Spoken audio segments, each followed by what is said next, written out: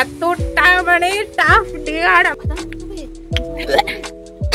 Honestly বলছি পড়াশোনা খুব একটা ভালো ছিলাম না, আর ভয়েস একেবারে ক্যাকা করতে থাকে। দিদি তোমার নাম কি? সরি আর করবো না। এবার ভীষণ ভাবে গিলটি ফিল করি। মাধ্যমিকে আমি সেইভাবে সিরিয়াস ভাবে পড়িনি। যদি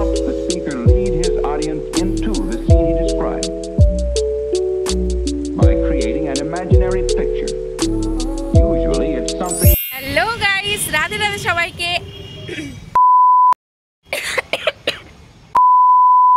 হ্যালো গাইস, রাধে রাধে সবাইকে and welcome back to my channel Dipa বকাটে।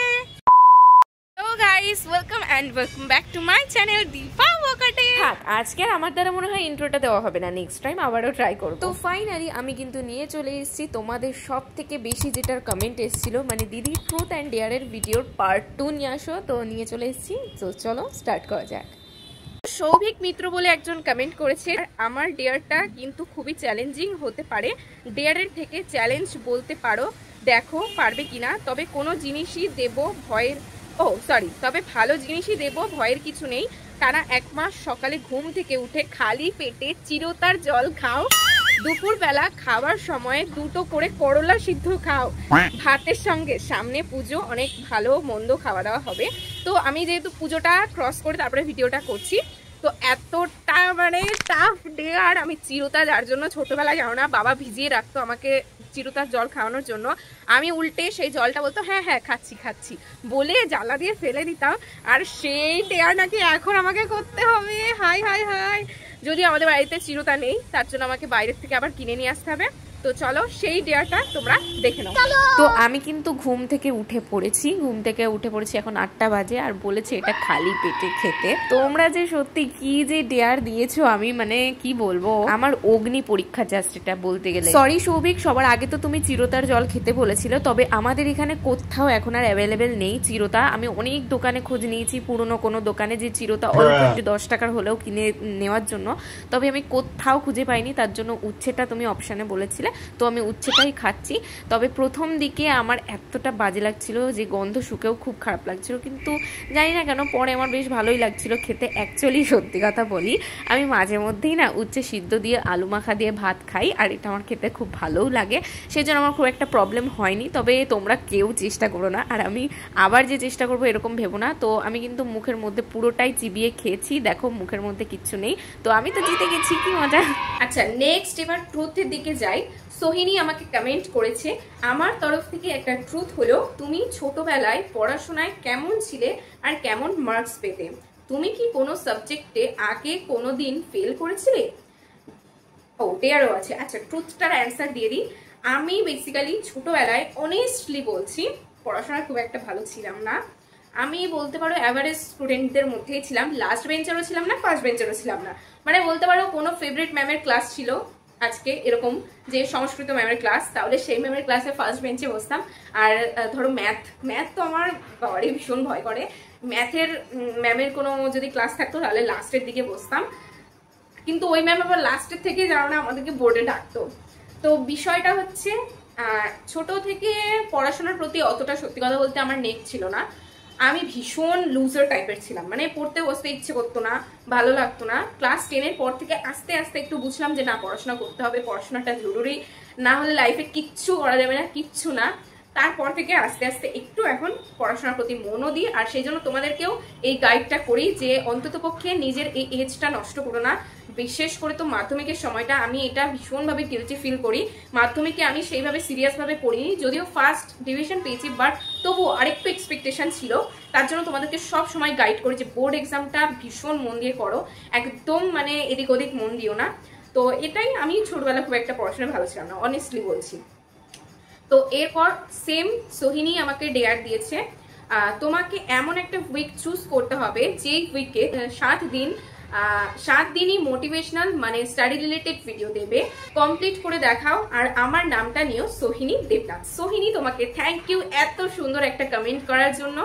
আর 7 দিন, হ্যাঁ অবশ্যই চেষ্টা করব, ভীষণই চ্যালেঞ্জিং দিয়েছে, কারণ তুমি নিজেই জানো যে আমি ডেইলি আপলোড করি না, ভিডিও করতেই পারি না, মাসে হয়তো 2-3টে এরকম দিয়ে থাকি। তার জন্য তুমি ইচ্ছে করে এই চ্যালেঞ্জিং ভিডিওটা দিয়েছো আমি জানি, তবে বলো তো নি লং ভিডিও নাকি শর্ট ভিডিও, তার জন্য আমি শর্টসই দেবো, মোটিভেশনালি দেবো। যদিও আমি নিজেও কোনো মোটিভেটর না, তবে আমি চেষ্টা করব যে আমার লাইফে যেগুলো ভুল আমি সিদ্ধান্ত নিয়েছিলাম সেটা যাতে তোমরা না করো, তার জন্য আগে থেকে গাইড করার জন্য 7 দিনের একটা সিরিজ আনবো শর্টসে, সেটা দেখে নিও, তাহলে তোমরা কিন্তু অনেক মোটিভেট হয়ে যাবে পড়াশোনার প্রতি। তো কাল থেকেই সেটা তাহলে শুরু করবো। তো নেক্সট আমার আরেকটা সাবস্ক্রাইবার আমাকে ডেয়ার দিয়েছিল যে একটা গোটা টক পাতি লেবু আমাকে নাকি পুরো লবণ ছাড়া খেতে হবে। তো নেক্সট ডেয়ারটা করার জন্য চলে এসেছি ছাদে, আর দেখলেই তো গাছের থেকে লেবুটা পেরে নিয়েছিলাম। আর এই লেবুতে, আমার এই গাছের লেবুতে এত টক কি আর বলবো। তো ঘুম থেকে উঠেই চলে এসেছি আরেকটা ডেয়ার করতে। তো চলো ডেয়ারটা পারি কিনা।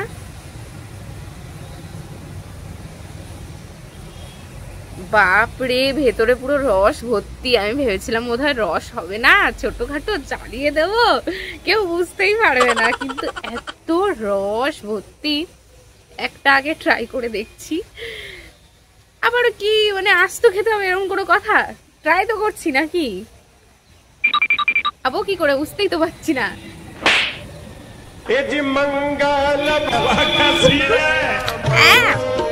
আমি একটুখানি ওরে বাবারে, কি টক কি টক বাইগান। সত্যি কথা বলতে কি জানো তো, আমি টক খেতে না ভীষণই ভালোবাসি। কাঁচা আম থেকে তেঁতুল থেকে শুরু করে সমস্ত কিছু আমি লবণ দিয়ে ভালো মতন খেতে পারি, কিন্তু লেবু কোনোদিনও ট্রাই করিনি লবণ ছাড়া। ওরে বাপরে, এই ডেয়ারটা করতে গিয়ে আমার যা টক খাওয়ার স্বাদ ছিল সব একেবারেই ঘুচে গেছে বাবা, আর আমি জীবনেও এই টক খাবো না। তারপরে একটা বেশ আমার সিক্রেট জিনিস জিজ্ঞেস করেছে একজন, কানন আখতির বলে G6i আমাকে ট্রুথ দিয়েছে এমন একটা, যেটা আমি ভেবেছিলাম রিভিল করবো না এখনই, মোটামুটি আরেকটু যদি আমার কমিউনিটি বাড়ে তারপর রিভিল করবো, বাট ঠিক আছে বলেই ফেলছি। দিদি তোমার নাম কি? এটা হচ্ছে ট্রুথ ওর। তো নামটা তোমরা প্রচুর আমার কমেন্ট পুরো ভরিয়ে দাও, তোমার নাম কি দিদি, তোমার নাম কি দিদি, তোমার নাম কি। তো আজকে ফাইনালি বলছি, আমার নাম হচ্ছে সায়ন্তী। হ্যাঁ, আমার নাম সায়ন্তী। তো তোমরা এবার থেকে আমাকে সায়ন্তী বলেও ডাকতে পারো, তোমাদের ইচ্ছে খুশি। আর তো জেনে গেলে আমার নামটা। বাদল সরকার আমাকে কোয়েশ্চেন করেছে, দিদি আমার নিহারিকা দাস, আই থিঙ্ক ওর নাম হবে নিহারিকা, প্লিজ প্লিজ প্লিজ আমার নামটা নিও। আর তুমি এত দেরি করে ভিডিও দাও কেন? সরি, আর করবো না, এবার থেকে রেগুলার ভিডিও আনবো তোমাদের জন্য। সত্যি তোমরা যখন আমি কোনো ভিডিও আপলোড করতে দেরি করি তখন এত কমেন্ট করো যে দিদি তোমার লং ভিডিও কবে আসছে, লং ভিডিও কবে আসছে। যদিও তোমাদের সাথে আমি শর্টসে কানেক্টেড থাকার চেষ্টা করি, বাট তোমরা আই থিঙ্ক আমার লং ভিডিওতে বেশি একটু এক্সপেকটেশন রাখো কিছু দেখার, তার জন্য ঠিক আছে এবার থেকে আনবো। আর নামটা তো নিয়েই নিলাম, নিহারিকা, নামটা খুবই সুন্দর লাগলো। নিহারিকা, থ্যাংক ইউ তোমাকে এত সুন্দর কমেন্ট করার জন্য। বাবারে, এই গলা ব্যথা হয়ে গেল আমার, এতগুলো ট্রুথ করে পড়ে। তারা একটু জল খেয়ে আসি। জল নিয়ে চলে এসেছি, এতটা জল তৃষ্ণা পেয়ে গেছে, গলা পুরো শুকিয়ে গেছে, এত চিৎকার করে বলতে হচ্ছে, তো আশেপাশে প্রচুর ব্যাকগ্রাউন্ডে নয়েজ, ওই জন্য। তো চলো নেক্সট কোয়েশ্চেনের দিকে যাওয়া যাক। আর এখন সেরকম কোনো ট্রুথ নেই।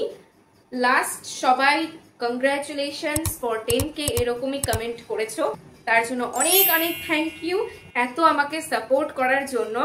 আমি তো ভাবতেই পারিনি যে 1 বছরের মধ্যে তোমরা আমার চ্যানেলটাকে 10K সাবস্ক্রাইবার পর্যন্ত নিয়ে চলে যাবে, তার জন্য আমি তোমাদের কাছে একদম কৃতজ্ঞ।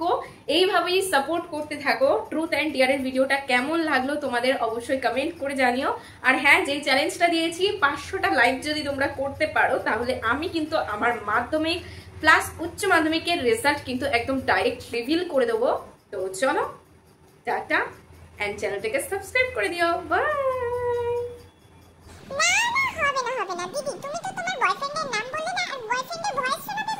ঠিক আছে, বলেই ফেলি তাহলে। আচ্ছা, তোমরাই বলো তো, আমার মুখটা দেখে তোমাদের কি মনে হচ্ছে? আমার মতন একটা মেয়ের কি কখনো বয়ফ্রেন্ড থাকতে পারে? মানে এরকম প্রশ্নও তোমরা করো? সত্যি আমি সারাদিন কি বলতো তোমাদের ভিডিওতে দেখাই হয়তো এরকম যে আমি ভীষণ পরিমাণে হ্যাপি, এরকম হেই সেই, কিন্তু আমি সারাদিন এত বকবক বকবক করি না, মার মাথাটা খেয়ে ফেলে দিই। তার উপর আমি ভীষণ পরিমাণে ঝগড়া করি, আমার ভয়েস একেবারে করতে থাকে, যার জন্য মা ভীষণ বকা দেয়। তো আমার মতন মেয়ের কখনো বয়ফ্রেন্ড থাকতে পারে তোমাদের মনে হয় বলো তো? কেন এত কষ্ট করে এই কমেন্টগুলো করলে বাবা? আর বয়ফ্রেন্ড থাকলে অবশ্যই আমি রিভিল করতাম, তো কি আর করা যাবে। নেক্সট যদি কোনোদিনও বয়ফ্রেন্ড হয়ে যায়, ভগবানের দোয়ায় অবশ্যই তোমাদের সামনে রিভিল করব তাকে, তার নাম, তার সমস্ত কিছু। তো চলো টাটা। ব্যস্ত আছিস? বলছিলাম কোথায় আছিস এখন? তোর একটা কাজ দিতাম। হাসি পাচ্ছে বলতে?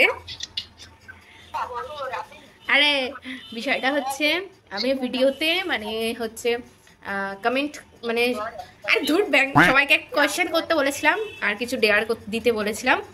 তা একজন ডেয়ার দিয়েছে হচ্ছে এক্সকে কল করো, করে বলো যে আমি তোমার কাছে ফিরে আসতে চাই, ঠিক আছে?